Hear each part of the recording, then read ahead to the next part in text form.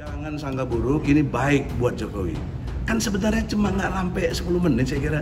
Jokowi datang, nih ijazah saya yang asli kok. Mana yang palsunya mana? Kan selesai. Kok kenapa berbelit-belit begitu? Ya, kenapa capek ngutus-ngutus jaksa? Ini bukan urusan kenegaraan, ini urusan secara pribadi. hukum itu tidak boleh ya Bang untuk di Bukan tidak boleh, sangat boleh, tapi tidak pada tempatnya. Beliau belum melakukan pendalaman. Beliau terlalu gerusa-gerusu berbicara di publik, bahkan membuat selain gerusa-gerusu ada istilah lain, keladuk wani kurang tidur. Artinya terlalu berani di depan. Ya sesuai itu. Saya ingin daftar wali kota gubernur orang nganggo ijazah terus nganggo godong pisang. Ya udah tuh. Masa menghapusi pendaftaran presiden dan lain-lain menghapusi. Ya sebenarnya isu ini adalah isu lama, bisa dikatakan sudah basi. Bahkan pelaku hoaknya juga sudah pernah ditangkap pada tahun 2019 lalu. Nama pelakunya ini adalah Umar Khalid. Tapi ya begitulah, meski sudah terbukti hoax ya, tapi gerombolan kadrun itu masih saja terus menggoreng isu lama ini hingga menjadi viral lagi. Memang ada benarnya sih teman-teman. Otak mereka ini sudah diracuni dengan kebencian akut terhadap pemerintah dan lawan-lawannya. Tiada hari tanpa membenci, tiada hari tanpa memprovokasi. Mereka bisa menuduh kita ini basir RT, cebong, penista agama, kafir, ateis, PKI lah, anti komunis lah. Kita tidak mempermasalahkan soal tuduhan itu teman-teman. Tapi begitu mereka disapa dengan panggilan kadrun, mereka langsung kelojotan, kejang-kejang.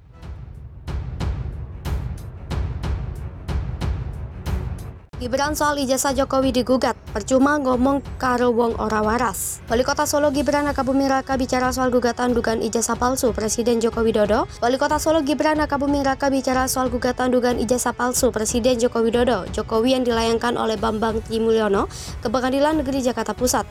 Menurut Gibran, isu tersebut selalu muncul. Gibran menegaskan ijazah ayahnya itu sudah sesuai.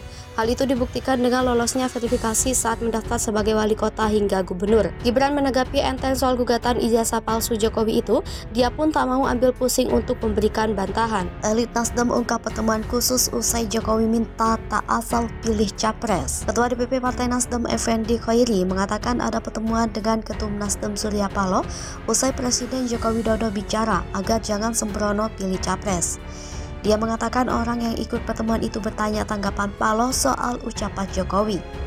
Menurut Gus Coy, panggilan akrab Khairi, Surya Paloh menyatakan ucapan Jokowi adalah hal biasa. Dia mengatakan Jokowi sebagai presiden memang harus bicara seperti itu. Gus Coy menyebut pernyataan Jokowi itu ditujukan untuk semuanya. Dia mengatakan ucapan Jokowi adalah hal umum. Jokowi sebelumnya bicara, jangan sembarangan mendeklarasikan dukungan terhadap Capres 2024. Hal itu disampaikan Jokowi di HUT Golkar pada Jumat 21 Oktober. Surya Paloh hadir dalam acara itu. UGM sudah buktikan ijazah asli. Sekarang Bambang Trimulyono sebut Presiden Jokowi pernah tak naik kelas di SMA. Rektor Universitas Gadjah Mada Ova Emilia sebelumnya telah angkat suara soal keaslian ijazah Presiden Jokowi. Dia menjelaskan Insinyur Joko Widodo merupakan alumni Prodi S1 di Fakultas Kehutanan Universitas Gadjah Mada angkatan tahun 1980 dan lulus pada tahun 1985. Tak hanya itu, Joko Widodo pun dinyatakan lulus UGM sesuai ketentuan dan bukti kelulusan berdasarkan dokumen yang dimiliki UGM. Penulis Jokowi Undercover, Bambang Trimulyono lewat bukunya menyatakan Presiden Jokowi pernah tidak naik kelas ketika duduk di bangku SMA. Ini disampaikan oleh Refli Harun dalam YouTube channelnya Senin 24 Oktober 2022. Tapi intinya, katanya Bambang Tri melayangkan dugaan ke Pengadilan Negeri Jakarta Pusat itu adalah mempertanyakan soal keaslian ijazah SD, SMP, dan SMA Presiden Jokowi. Artinya ini penyelesaian dari dua arah, yaitu dari pihak sekolah yang sudah membenarkan keaslian ijazah. Diketahui, Bambang Trimulyono menggugat Presiden Joko Widodo atau Jokowi terkait dugaan ijazah palsu. Gugatan itu terdaftar dalam nomor perkara 592/PDT-G/2022/PN Jakarta Pusat dengan klasifikasi perkara adalah perbuatan melawan hukum. Dalam petitumnya, penggugat ingin PN Jakarta Pusat menyatakan Presiden Jokowi telah melakukan perbuatan melawan hukum berupa membuat keterangan atau tidak benar atau memberikan dokumen palsu berupa ijazah SD, SMP, dan SMA atas nama Joko Widodo. Jokowi serius beri pesan kepada Golkar, Nasdem pun terdiam. Di media sosial ada banyak orang yang share video di mana Surya Paloh yang terlihat berusaha memeluk Jokowi tapi ditepis oleh Jokowi di acara HUT ke-58 Golkar. Video utuhnya tidak ada hanya berupa potongan video, tapi sekilas memang ada kesan Jokowi enggan dipeluk, entah saya yang salah memaknai atau tidak, tapi banyak yang berpikiran sama dengan saya. Seolah ada kode dari Jokowi, bahkan Nasdem sudah memilih berseberangan demi mengusung Anies. Jadi ada baiknya jaga jarak saja. Kalau bicara sikap negarawan, jangan melemparkan ke Jokowi, tanyalah Nasdem kenapa memilih banting setir, karena malah menjadi seperti duri dalam daging. Kode berikutnya adalah sebuah pesan kepada Golkar. Dia mewanti Partai Golkar agar tidak sembrono mendeklarasikan calon presiden untuk Pilpres 2024 sebab Indonesia merupakan negara besar. Jokowi yakin Partai Golkar tidak akan sembrono dalam mendeklarasikan calon presiden yang akan maju di pemilu 2024 mendatang.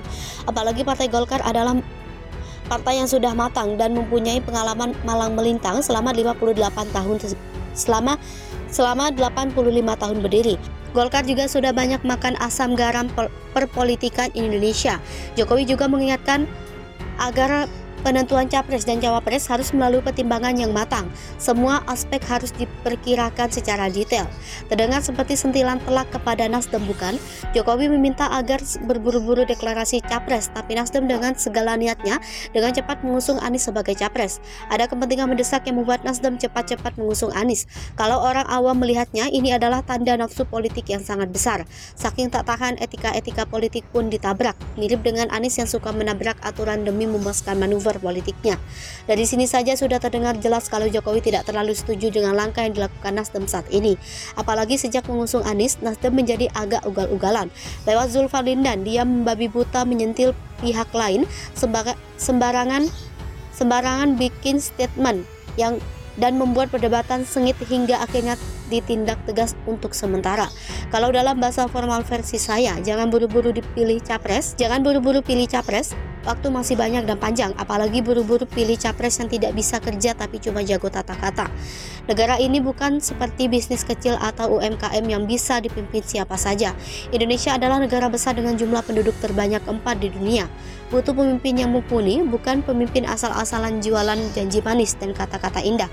Apalagi yang di belakangnya adalah elit-elit dari wajahnya sudah tidak sabar untuk berjaya.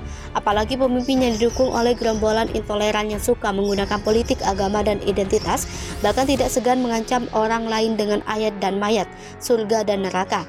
Negara ini sungguh besar, dan kalau dikuasai kelompok ini, maka negara ini dalam bahaya besar. Sekarang saja mereka ngelunjak dan petantang petenteng. Tak terbayang kalau mereka berkuasa, mau jadi apa negeri ini? Warisan seperti apa yang akan diberikan kepada generasi berikutnya kelak?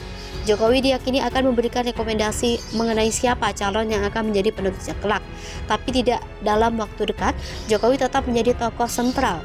Meski tidak lagi ikut Pilpres, pendukungnya siap menunggu kemana arah Jokowi pergi, mereka akan ikut. Yang jelas bukan Nasdem, apalagi Anies. Mereka sudah menjadi antitesis Jokowi, bagai air dan minyak, bisa menempel tapi tidak bisa bersatu.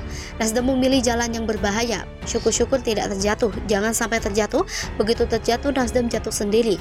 Tidak ada yang menolong, bahkan Nasdem berpotensi dikucilkan seperti PKS jika nekat memainkan politik yang ugal-ugalan.